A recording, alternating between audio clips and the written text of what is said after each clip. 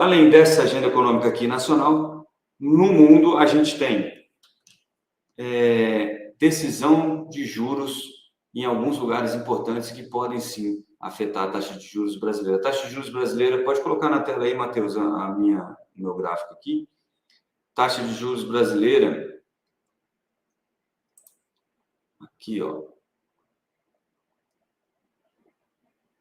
É essa aqui hoje. Deixa eu só ver como é que tá.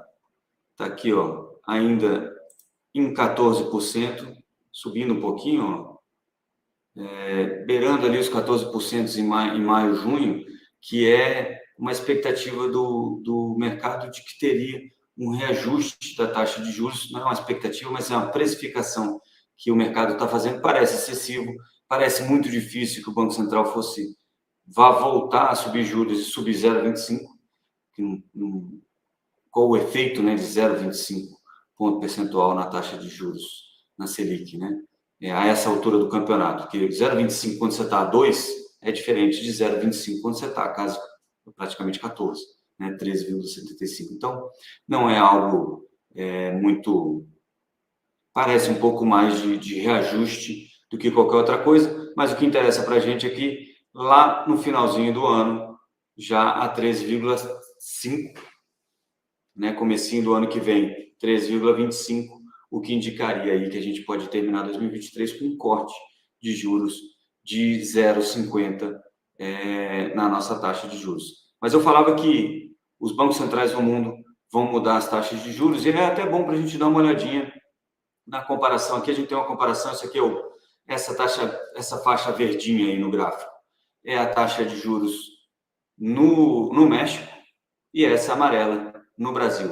E aí vocês vão notar aqui que as duas caíram durante a pandemia para poder ajudar, incentivar crédito, etc. e tal. E aí o nosso querido Roberto Campos, que já tinha baixado bem mais do que no México a taxa de juros, começa a subir bem antes. Ó. Isso aqui é março de 2021 e o nosso querido, não sei quem é o Roberto Campos lá do México, começa a subir em agosto de 2021. Então, a gente está subindo aí 5 meses antes do que no México. E aí, isso mostra aqui, ó, o impacto é aqui, ó, nós já estamos numa fase de estabilização da nossa taxa de juros, enquanto eles estão com uma taxa de 10, que deve subir para 10,5 agora na quinta-feira, tá?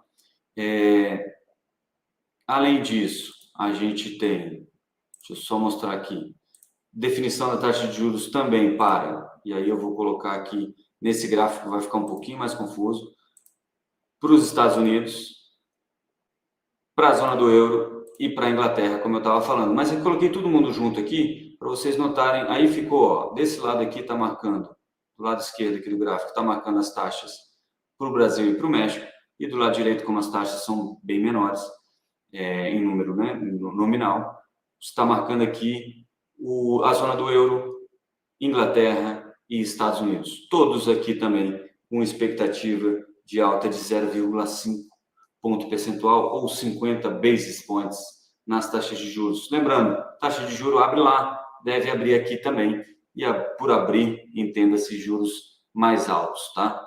Se vier algo acima disso, aí sim dá para se preocupar, a gente pode ter uma força exógena importante aí na nossa taxa de juros, mas improvável que isso aconteça, principalmente aí nos países desenvolvidos, tá? 0,5 que eles estão buscando lá, porque eles já começam a precificar uma recessão muito forte lá, se continuar a subir os juros com uma velocidade muito alta. Muito bem, uma outra coisa que sai agora dessa reunião do Fed em setembro é isso aqui, ó, que é chamado dot plot. O que é o dot plot? Cada bonequinho desse aqui, ó, cada bolinha dessa aqui é um membro do Fed e como é que ele está vendo a taxa de juros. Esse aqui é da última reunião deles e eles estavam precificando aí uma taxa para 2023 na casa dos 4,62. E é por isso que o Jerome Powell, nas entrevistas que ele deu, ele dizia, olha, eu acho que a gente vai ter uma taxa terminal mais alta do que tínhamos em setembro. É isso aqui, ó. Na reunião, os caras em setembro, 21 de setembro, eles votaram, e aí cada pontinho desse é um membro falando sobre qual era a taxa esperada. Esse 4,60 aqui que eu falei é a mediana, então onde é que está o meio desses números que eles estão passando. A expectativa é que suba aí para próximo de 5. Se ultrapassar para 5,25, 5,50, aí sim a gente tem um problema também, porque a expectativa terminal de juros nos Estados Unidos hoje, aqui é engraçado, ó, é de 5% ao ano. Aqui é engraçado porque tem esse camarada aqui que eu estava dormindo na reunião, né? Você vê, ó, todo mundo está aqui em cima, ó, tem esse pontinho aqui, ó, esse camaradinho aqui, os caras falaram, ô, qual a taxa? Ele, não, a mesma, estava dormindo, e de repente, brincadeiras à parte, aqui tem a votação de cada um dos membros, para que o mercado consiga entender mais ou menos qual é a cabeça que eles estão tendo. Você consegue comparar aí com as reuniões anteriores, mas de 3 em 3 meses eles fazem o tal do dot plot, que é uma tabela com pontinhos, mostrando em cada ponto é o voto de alguém.